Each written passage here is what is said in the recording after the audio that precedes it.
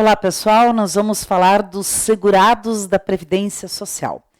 A pessoa ingressa na Previdência Social através de duas formas, através da filiação ou da inscrição.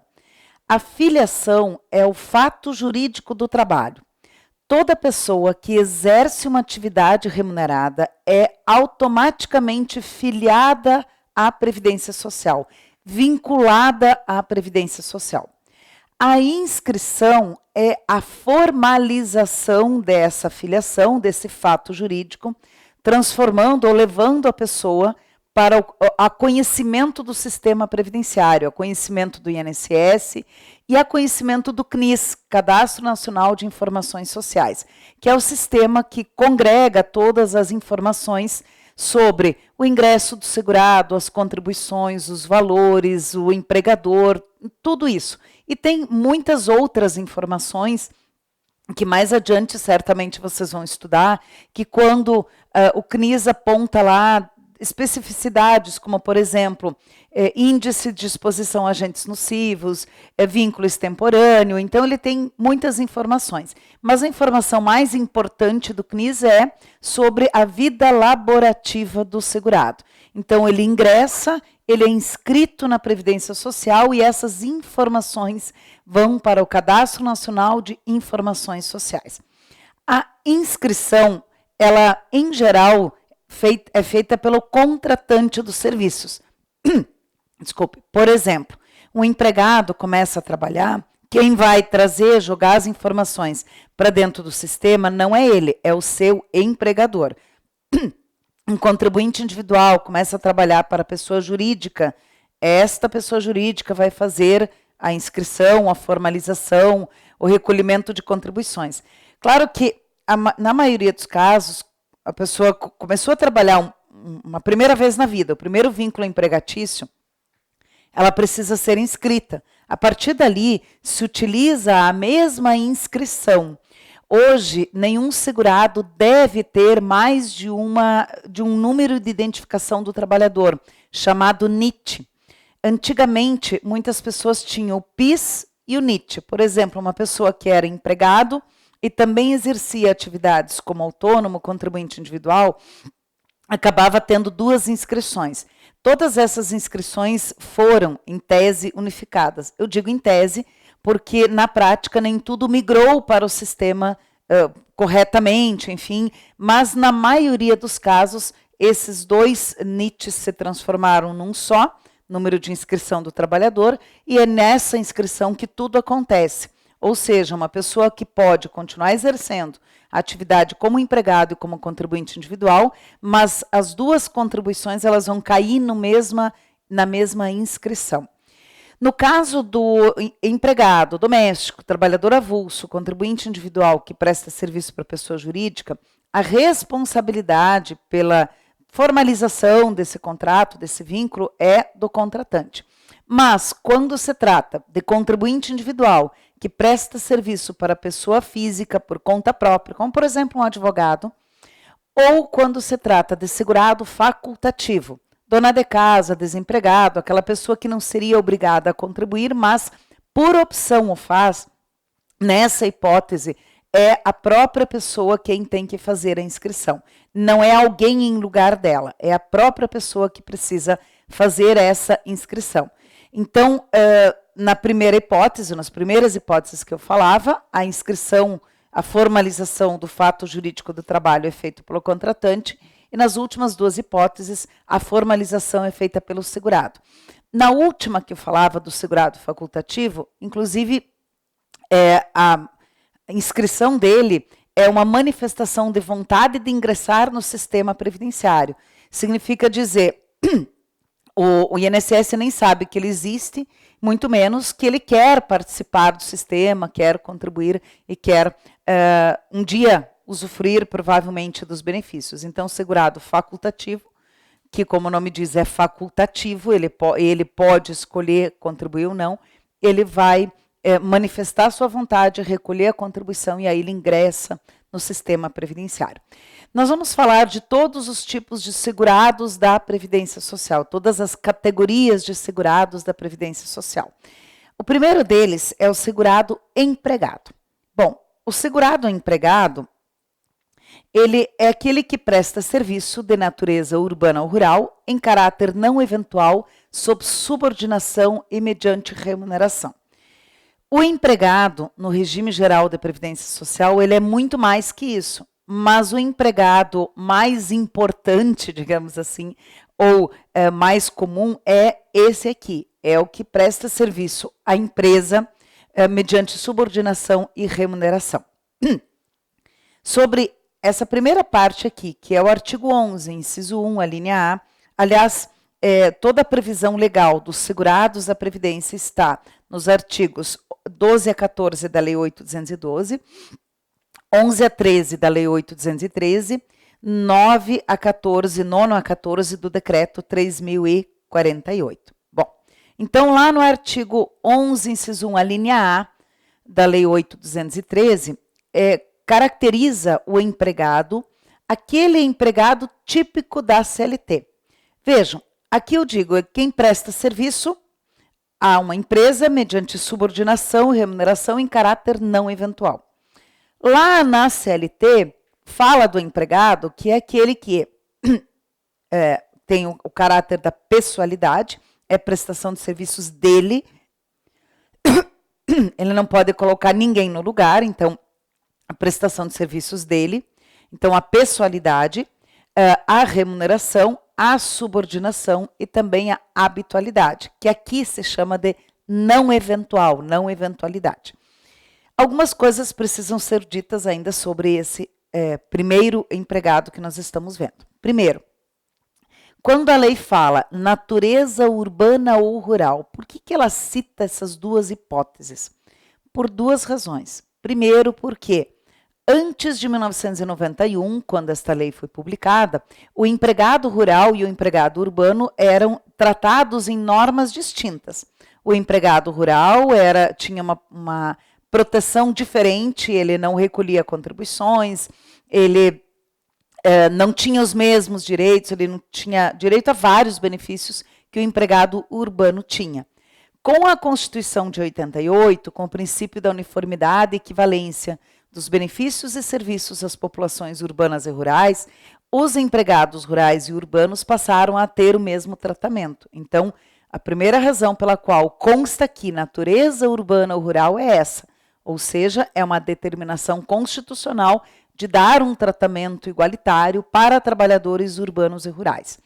O segundo aspecto é que o rural se aposenta na aposentadoria por idade com 5 anos mais cedo, no caso dos homens, e com 7 anos mais cedo, no caso das mulheres, já na reforma. Explico. Aposentadoria por idade para a mulher trabalhadora rural empregada, nós vamos ver depois, vamos falar da segurada especial também, mas aqui estamos falando de empregados rurais. A empregada rural se aposenta 7 anos mais cedo que a empregada urbana, na regra definitiva da Emenda Constitucional 103, nós estamos vivendo uma regra de transição, mas estou falando da regra definitiva, e se aposenta, o homem empregado rural se aposenta 5 anos mais cedo, ele se aposenta aos 60, enquanto o urbano aos 65. Esse é um ponto que muitas vezes surge dúvidas e as pessoas dizem, mas se aplica ao empregado a redução da idade? Sim, se aplica. A previsão legal está no artigo 48, parágrafo 1º da Lei 8.213, quando ele fala da idade reduzida para os trabalhadores rurais, e ali ele especifica quem são os trabalhadores rurais. E aí ele fala, são trabalhadores rurais, o empregado, o avulso, o contribuinte individual e o segurado especial. Então, esse é o primeiro aspecto que eu acho fundamental trazer, por que se fala aqui de natureza urbana ou natureza rural. O segundo aqui é a questão da não eventualidade. Usando até um exemplo de meio rural, por exemplo, no meio rural tem muitas situações em que o dono da terra, ele tem uma parceria agrícola com outra pessoa. Bom, até ali isso tudo está previsto no Estatuto da Terra, não tem problema nenhum, tem previsão legal, mas se configurada a não eventualidade, subordinação e remuneração, trata-se de um vínculo empregatício. Então, a eventualidade ou não eventualidade, ela pode transformar ali um vínculo empregatício, um vínculo contratual de prestação de serviços em um vínculo empregatício. Esse é outro aspecto importante. E, por fim, eu quero chamar a atenção também de uma questão que revolta muitos advogados, muitos juízes, inclusive, que é os efeitos da reclamatória trabalhista na via previdenciária. Na via previdenciária, a reclamatória trabalhista só vale, ela só tem valor jurídico se for acompanhada de início de prova material. Se não tem prova material, não adianta ter uma reclamatória trabalhista, o reclamante ajuizou a reclamatória, teve contestação, teve audiência, teve sentença, teve recurso, foi para o Tribunal Regional do Trabalho, foi para o Tribunal Superior do Trabalho, voltou, não tem prova material, não tem valor previdenciário essa reclamatória. Pior ainda, quando as partes chegam na audiência e fazem um acordo reconhecendo um tempo de 10 anos, sem qualquer documento, sem nada. Ou seja, o empregado ajuizou a reclamatória, o empregador concordou, fez acordo, enfim, reconhece um tempo de trabalho, mas não tem início de prova material. Não vale. Por que não vale? Primeiro que a Lei 8.213 diz lá no artigo 55, parágrafo 3º, que não se computa tempo de serviço sem início de prova material. Então, o início de prova material é essencial para computar tempo de serviço, salvo caso fortuito, força maior. Por exemplo, uma enchente, alguma situação que levou todos os documentos da pessoa, alguma hipótese assim. Mas, claro que nesse caso, então, esse caso fortuito, força maior, precisa ser comprovado. Mas, como regra geral, então, é necessário o início de prova material, e isso está previsto na lei. Inclusive, para fazer justificação administrativa, que é um procedimento de comprovação da atividade, de qualquer atividade, para fins previdenciários. É necessário o início de prova material. Segundo, a jurisprudência também entende desse modo. Não é só o INSS, não é uma questão apenas de burocracia, enfim. A jurisprudência também tem entendido que tem que ter início de prova material. Mas esse início de prova material, ele não necessariamente tem que ter sido apresentado em juízo lá na Justiça do Trabalho. Por exemplo, a pessoa pode ter obtido lá um reconhecimento de vínculo na Justiça do Trabalho, ela pega aquela sentença, traz todo o processo, enfim, traz para o meio previdenciário, e aqui ela vai trazer uma ou mais provas materiais. Então, ela vai poder comprovar esse período aqui na via previdenciária, no INSS, ou até, se for o caso, numa ação judicial na Justiça Federal. Então, mesmo que não tenha sido apresentado na reclamatória, não significa dizer que este período não possa ser reconhecido, mas que para fins previdenciários, para que ele seja reconhecido pelo INSS, é necessário o início de prova material. Vou citar 2 exemplos aqui.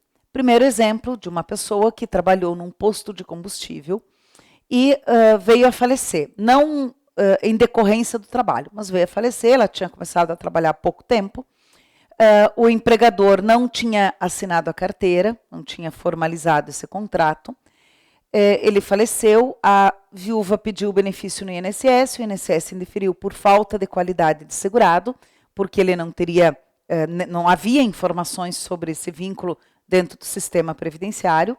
Ela ajuizou uma ação na Justiça Federal, o juiz ouviu as testemunhas, mas se deparou com um problema.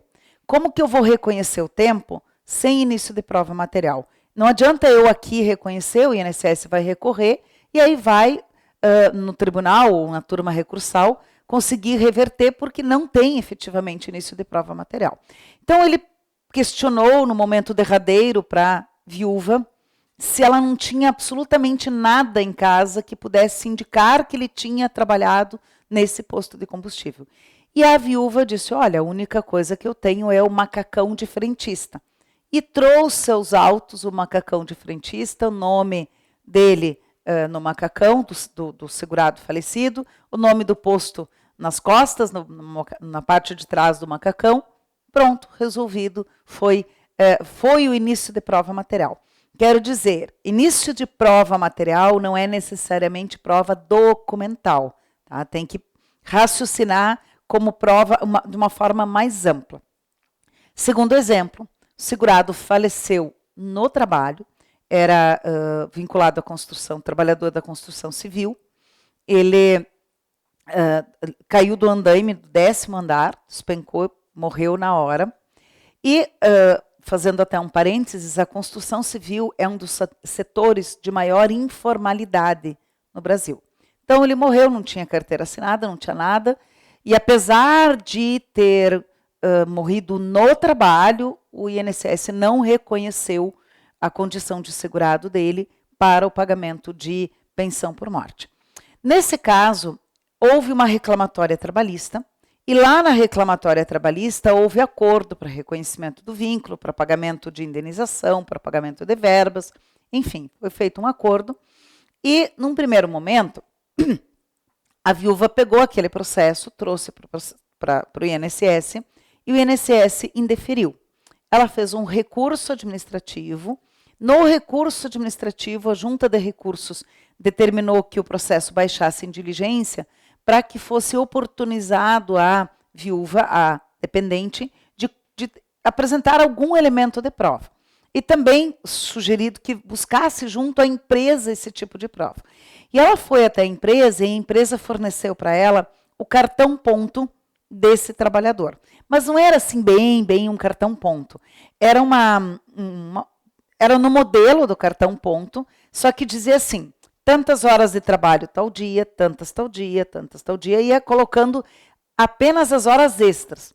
E lá ao final do cartão tinha assinatura do segurado e assinatura do mestre de obras. E tinha uma peculiaridade nesse caso, muito engraçado, e por isso me chamou a atenção. Eu me deparei com esse caso há muitos anos e nunca esqueci. Lá na certidão de óbito, constava o nome dele e dizia assim, vulgo Scooby-Doo. E lá no cartão ponto, claro que tinha a assinatura dele lá embaixo, mas lá em cima, no nome, não tinha o nome. Estava escrito Scooby-Doo. E-S-C-U-B-I-D-U. Scooby-Doo. Foi muito engraçado, porque isso, para mim, reforçou mais ainda a espontaneidade da situação, de que realmente era um documento contemporâneo. Claro que a assinatura também, obviamente ninguém assina nada depois de morrer, né? Mas, enfim, tudo isso levou à comprovação do vínculo empregatício. Então, a gente tem que ter sempre em mente isso, tá? De que esse vínculo precisa ser comprovado.